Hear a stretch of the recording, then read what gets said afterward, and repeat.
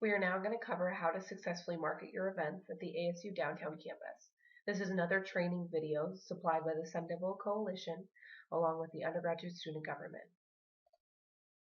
So there are three main ways to market: social media, word of mouth, and print. You're going to want to make sure to hit on all of these at every single event that you have. This is a way that you can draw in the most people. First of all, this is just an overview on how to make promotional material, mainly pertaining to flyers. You're going to want to keep it simple, so don't have too many words on it, but still make sure that you hit all the important information. You're going to want to include a contact if you have any questions individual. Could be the individual hosting the event and leading it, or maybe an officer of your organization who's in charge of email communications, or social media links. Anywhere that an individual could turn to receive more information about your event, or maybe let you know that they want to help out, volunteer, or just have some more questions. You're going to add pictures. That makes it more enticing. Individuals are more likely to look at it and spend time looking over your flyer. Make sure that you note the reasons why a student should attend your event. Are there certain incentives they should be aware of? Is there a really great speaker? Maybe they're nationally known. Is there free food? Other giveaways happening? Why should a student spend their time that day attending your event? Especially when ASU has so many events going on the campus, this is a really key feature. Is there a way that student needs to RSVP? If so, make sure to include the link on your flyer. If it's through social media, make sure to have an active link, as well as if you have print flyers, you can use a QR scanner, which are easy to create. You can go online and search how to create a QR scanner, and that can be put on your flyer. Make sure you include the date, time, and location. It seems very basic, but sometimes it's forgotten. And also make sure you include the goal and focus of your event. And make sure it's clear. There are really unique events that happen on the downtown campus, and you want to make sure that the students that are looking over your flyer understand really what's going to be happening at your event. And lastly, make sure to get creative. Like I said, there's a lot of events that happen on the downtown campus, so you're going to make sure that you think outside of the box so that your event stands up against the rest. So for example, there's a Chocoholic event that happens a lot on the downtown campus. You could print out flyers, maybe place them on the backside of chocolate bars and hand those out to students. That would be a great way and a unique way to spread the word about your event.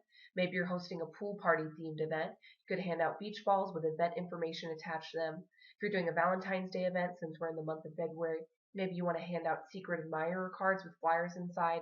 They're individualized per student that you hand them to, and maybe that'll make it to where that student feels like you took an extra step to try to get them to come to your event. Just basically think outside the box, and if you have any questions too on how to make some of your ideas truly happen or tangible, make sure to contact me or any other undergraduate student government representative you know, and we'll help make sure that you can achieve that goal of however you want to promote your event. Here are some example flyers, some really good ones. So we have the Cronkite Coffee House. They have some good information there, explain a little bit about what's going to happen. They have the date that's very clear, and they have a way that you can contact and get more information. Student Organization Connect Fair. It's very clear what's going to be happening, and down at the bottom they list out what their goals are for that event. And this is what I call Facebook overload. DPC Aware did this for their Hashing Out the Gray event. So if you have an event and you have a pretty good Facebook population, then what you can do is you can make a cover photo and a profile picture and a flyer, and you can ask all of your members to change their cover photo as well as their profile picture, and obviously share the flyer that you have, and that way no matter what that individual is doing throughout the week or maybe 2 weeks before your event, the individuals that are interacting with them over social media will notice Hashing Out the Gray. They'll see it all the time, and they'll start to think, what is that event? And hopefully it'll get more and more people to start to want to attend your event. And social media.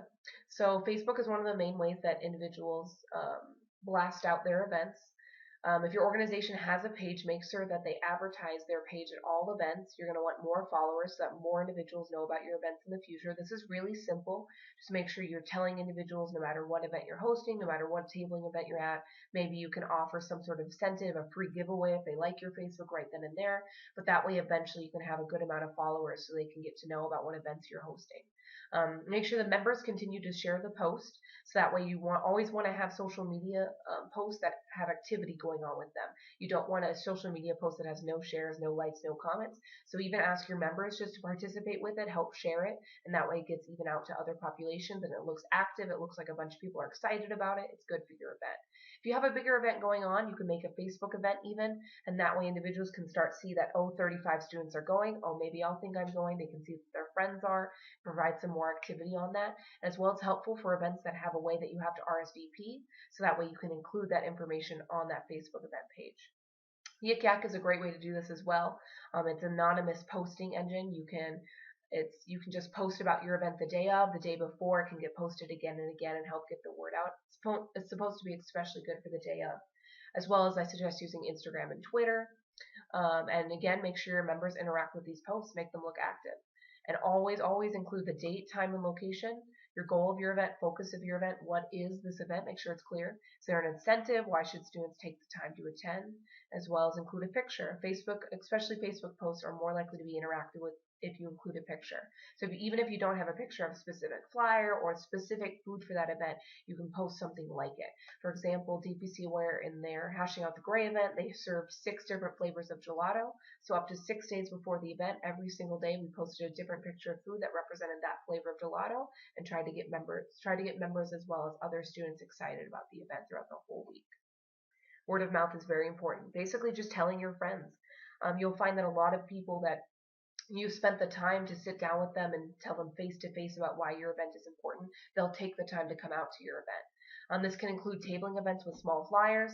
And if you need help printing, by the way, any of your flyers, feel free to contact Kirsten Ellison or myself.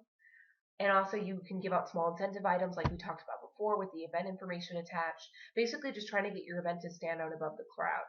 As you can see in the picture here, we have a domestic violence event mural.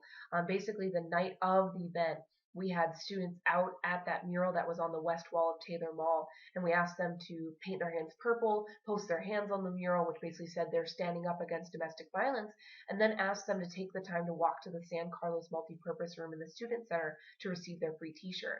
A lot of the individuals that attended our domestic violence event were individuals coming in with purple hands. So that ended up being very effective, especially if you have an event that's away from an area of high traffic. Usually if it's any event that's away from Taylor Place, you're going to want to try to post signs or have individuals ready to help get individuals to walk from Taylor Place to the location of the event, just because usually when you have an event that's away from Taylor Place, about half of your attendance can drop, so you want to have some responders ready for that. So that way you have individuals there, you have a mural up, you have flyers, maybe you have arrows pointing to it, but other interactive methods to get the students to walk from point A to point B where your location is held. Finally, print. Again, contact Kirsten Ellison or myself if you need help printing out flyers. You want to give these out to the individuals listed below as soon as possible, just so that way they have time to put it up for you, because these individuals will put up the flyers for you. So if you want to get flyers up in the Student Center or the University Center, you're going to contact Kirsten Ellison. In Cronkite, you're going to contact Mary Cook. NHI 1 and 2, I suggest contacting Lisa. And then Mercado and the Sun Devil Fitness Center, Tiziana, and then Chad. Like I said, just make sure to contact them ahead of time. You're going to want to give them hard copies of your flyers so they can put them up. If you have questions about the specific number, feel free to contact them and they'll be able to clear that up for you. And like I said, just make sure to give it to them ahead of time. So when do you do all this? What's the timeline? You're going to want to start about 1.5 to 2 weeks before your event. That's usually what I found to be successful. Students don't usually plan extremely far ahead, so sometimes even advertising your events way far ahead will just mean that finally when it comes to the day of your event, students are a little tired of it. They've seen it already. The hype is kind of down. So I suggest starting 1.5 to 2 weeks before your event, meaning flyers are up 2 weeks before, social media started, your word of mouth campaign is already started. And then what's very important is doing a final push the day before and the day of your event. That's always helped us at our events. So this will be tabling events, a social media blast, word of mouth campaigns, and then your day of your event, like I said, lead students to your event location.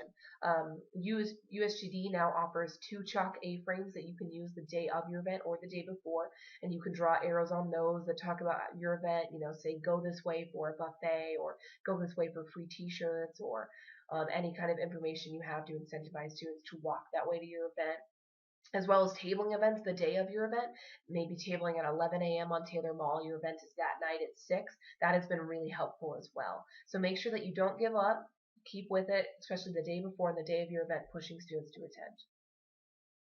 And finally, I just want to let you know this is just the advice I have. So feel free to contact me if you have any questions, any comments, any concerns, but also feel free to share with me any advice you have that I can share with students.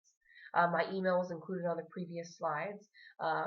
But feel free to send me any advice you have for other students. That way I can share it with them and let them know what's worked for you and your student organization in your specific event. Thank you.